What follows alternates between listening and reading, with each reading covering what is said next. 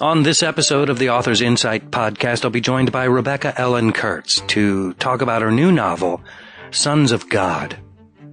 I'm joined by Rebecca from her home in Chesapeake, Virginia. Hello, Rebecca. Hi, Ron. To begin, can you explain the meaning behind the title, Sons of God?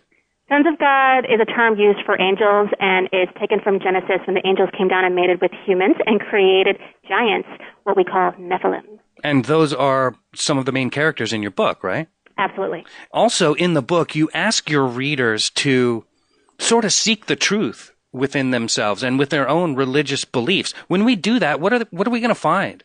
You're going to find that some of the coolest and most fascinating topics are actually presented in the Bible, but they're not discussed in your religious services. Ah, I see.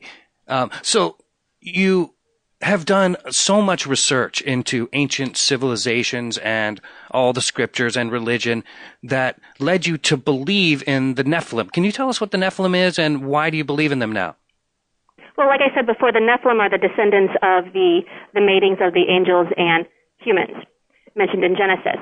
What happened was I was attacked by some demons, strangled, thrown, hit, and I wanted to defend myself, so I started doing some research, and I found some of the ancient civilizations, but I found a lot of the answers in ancient religions from every culture around the world. You were attacked by spirits. Yes.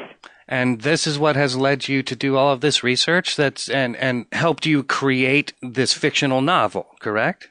Absolutely. If you were attacked, wouldn't you kind of find out how to protect yourself? Yeah, I think I would. And you also talk about how the Bible and the Torah and the Quran and most religious scriptures support the existence of what we now call, quote unquote, vampires.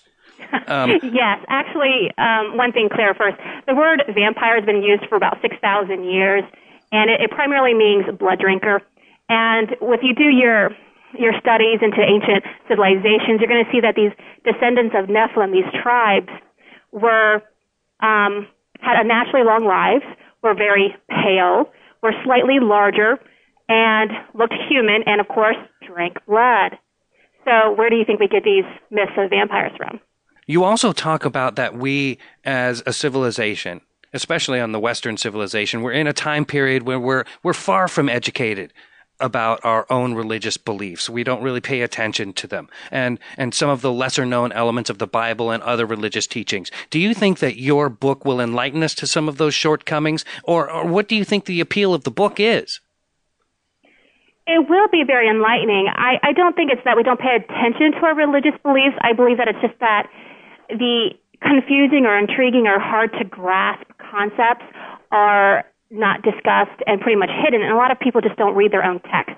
So the appeal is probably looking around the world, seeing everything with paranormal, with vampires, and realizing that the answers for these entities are actually in the Bible. And Sons of God brings in all of these religious texts from around the world to give you all the answers that you can get.